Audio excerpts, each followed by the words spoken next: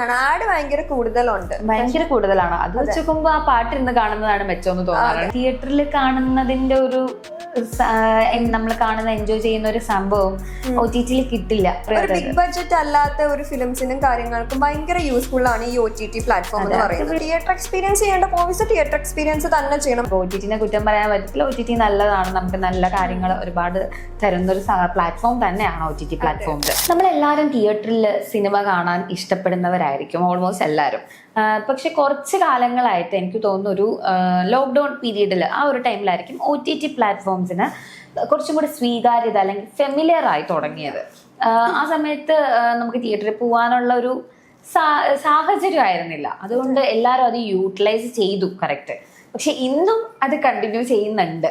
അതെ, കാരണം എന്താണെന്ന് വെച്ച് കഴിഞ്ഞാൽ ഞാൻ നോക്കുമ്പോൾ എന്താണെന്ന് വെച്ചാൽ നമുക്ക് ടൈം കൺസ്യൂമിങ് ആണ് ഇപ്പോൾ. ശരിക്കും പറഞ്ഞു കഴിഞ്ഞാൽ നമുക്ക് അവിടെ വരെ ട്രാവൽ ചെയ്ത് പോകേണ്ട ഒരു ആവശ്യം വരുന്നില്ല.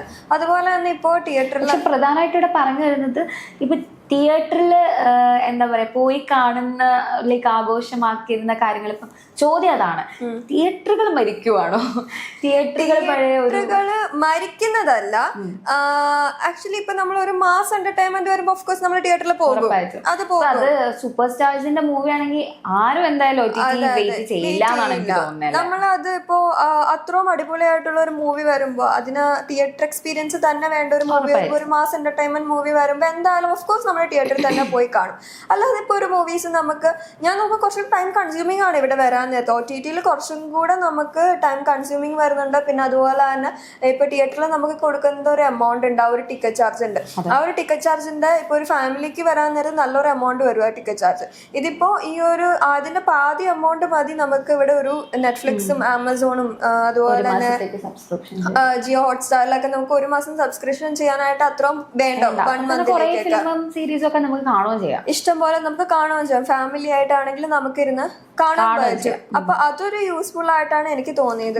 ഇഷ്ടംപോലെ ഓപ്പർച്യൂണിറ്റീസ് ഉണ്ട് നമുക്കൊരു എല്ലാ ടൈപ്പ് ഓഫ് വേൾഡ് വൈഡ് വേൾഡിലെ എല്ലാ മൂവീസും എല്ലാ ലാംഗ്വേജിലെ മൂവീസും പുതിയ പുതിയ കോണ്ടന്റ്സ് നമുക്ക് ട്രൈ ഔട്ട് ചെയ്യാൻ പറ്റും. അത് തിയേറ്ററിൽ ഇറങ്ങുന്നത് എല്ലാവരും അറിയണമെന്നില്ല.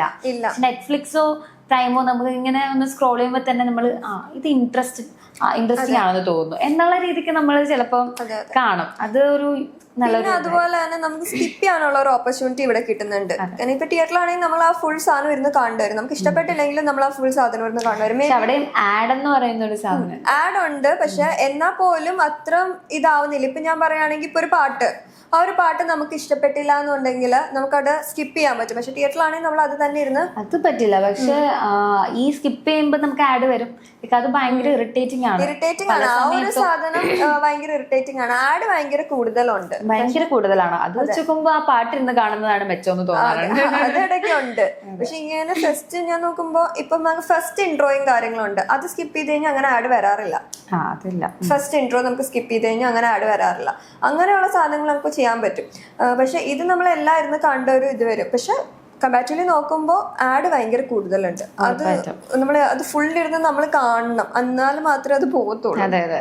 എന്നാലും തിയേറ്ററിൽ ഇരുന്ന് കാണുന്നത് ഇപ്പം super stars movie festival movies എന്നല്ല, ഏതൊരു മൂവി ആയാലും തിയേറ്ററിൽ കാണുന്നതിന്റെ ഒരു നമ്മൾ കാണുന്ന എൻജോയ് ചെയ്യുന്ന ഒരു സംഭവം OTT കിട്ടില്ല.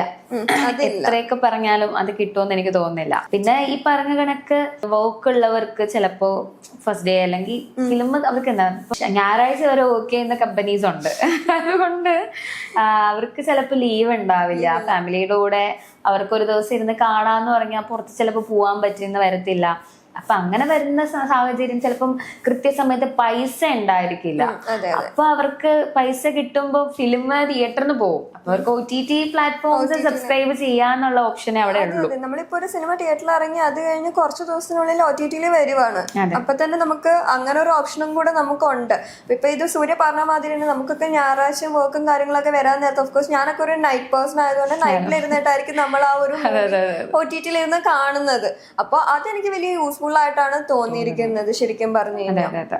പലരും നൈറ്റ് തിയേറ്ററിൽ പോയി കാണുന്നവരുണ്ട്. പക്ഷെ നമ്മൾ ആ സമയത്ത് പൈസ ഇല്ലെങ്കിലോ, ലൈക്ക് നമുക്ക് ആ പൈസ കിട്ടുന്ന ടൈമിൽ OTT-ലെ ഫിലിം കാണുള്ളൂ. അപ്പൊ നമുക്ക് എന്തായാലും വീട്ടിലിരുന്ന് അത് കാണാൻ പറ്റത്തുള്ളൂ. അപ്പൊ അതെന്തായാലും യൂസ്ഫുൾ ആണ് ഒരു പരിധി വരെ.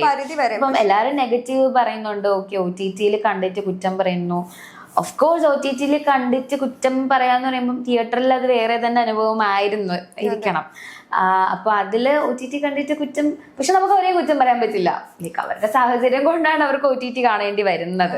ഇപ്പൊ ചെറിയ ചെറിയ സംവിധായകര് അല്ലെങ്കിൽ കുഞ്ഞു കുഞ്ഞു സ്റ്റോറീസും കാര്യങ്ങൾക്കും അത് ഭയങ്കര യൂസ്ഫുൾ ആണ് അവർക്ക്. ഒരു ബിഗ് ബഡ്ജറ്റ് അല്ലാത്ത ഒരു ഫിലിംസിനും കാര്യങ്ങൾക്കും ഭയങ്കര യൂസ്ഫുൾ ആണ് ഈ OTT പ്ലാറ്റ്ഫോം എന്ന് പറയുന്നത്. ഡയറക്ടേഴ്സിന്, പുതിയ ഡയറക്ടേഴ്സിന് ചെറിയ ബഡ്ജറ്റിലുള്ള മൂവീസിന് തിയേറ്ററിൽ ചിലപ്പോ ഇത് കിട്ടിയെന്ന് വരത്തില്ല. അപ്പൊ അവർക്ക് OTT പ്ലാറ്റ്ഫോമിൽ അത് ഇറങ്ങുമ്പോൾ അംഗീകാരം ലഭിക്കുന്നുണ്ട്.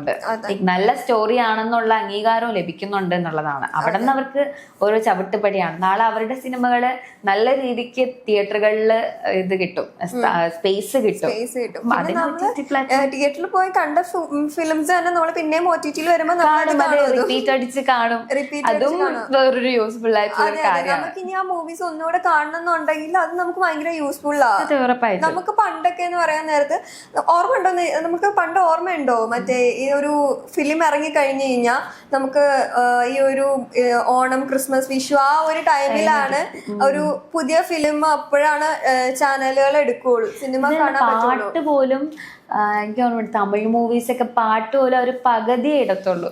ഫുൾ പാട്ട് ഒരു കുറെ മാസങ്ങളോളം ഇടത്തില്ല. അപ്പൊ അങ്ങനെ ഉണ്ടായിരുന്ന ഒരു കാലഘട്ടം മാറി. ഇന്ന് എനിക്ക് തോന്നുന്നു പാട്ട് പോലും സിനിമ ഇറങ്ങി 2 ദിവസത്തിനകം ഫുൾ സോങ് അധികം യൂട്യൂബിൽ വരുന്നുണ്ട്. അപ്പൊ ഇങ്ങനത്തെ പ്ലാറ്റ്ഫോംസ് എന്തുകൊണ്ടും നല്ലതാണ്. പിന്നെ ഇതുപോലെ തന്നെ മാസ് എന്റർടൈൻമെന്റും കാര്യങ്ങളും വരുന്നുണ്ടെങ്കിൽ അത് OTT-ൽ കണ്ടിട്ട് പ്രത്യേകിച്ച് യൂസ് ഇല്ല. അത് തിയേറ്റർ എക്സ്പീരിയൻസ് ചെയ്യേണ്ട മൂവീസ് തിയേറ്റർ എക്സ്പീരിയൻസ് തന്നെ ചെയ്യണം. അതിന്റെ സൗണ്ട് ആണെങ്കിലും എല്ലാം നമുക്ക് കാണണമെന്നുണ്ടെങ്കിൽ ആ ഒരു തിയേറ്റർ എക്സ്പീരിയൻസ് തന്നെ ശരിക്കും ചെയ്യണം. പിന്നെ നമുക്ക് സാഹചര്യങ്ങളും നോക്കണം. ലൈക്ക് നമുക്ക് ആരെയും കുറ്റം പറയാൻ പറ്റുന്നില്ല. പക്ഷെ തിയേറ്ററിൽ കണ്ട മൂവി OTT-ൽ കണ്ടിട്ട് കുറ്റം പറഞ്ഞിട്ട് കാര്യമില്ല. ഒരു പരിധി വരെ കാര്യമില്ല. പിന്നെ നിങ്ങളുടെ സാഹചര്യം നമുക്ക് മനസ്സിലാക്കാൻ പറ്റും. അപ്പോൾ അതൊന്നും കുറ്റം പറയാൻ പറ്റത്തില്ല. അപ്പൊ എല്ലാം അങ്ങനെയാണ്. ഇപ്പോൾ OTT-നെ കുറ്റം പറയാൻ പറ്റത്തില്ല. OTT നല്ലതാണ്, നമുക്ക് നല്ല കാര്യങ്ങൾ ഒരുപാട് തരുന്നൊരു പ്ലാറ്റ്ഫോം തന്നെയാണ് OTT പ്ലാറ്റ്ഫോംസ്. സോ ഇതൊക്കെയാണ് കാര്യങ്ങൾ. ഓക്കെ, എനിവേ പുതിയ ടോപ്പിക്സുമായിട്ട് നമുക്ക് പിന്നെയും കാണാം. Thank you.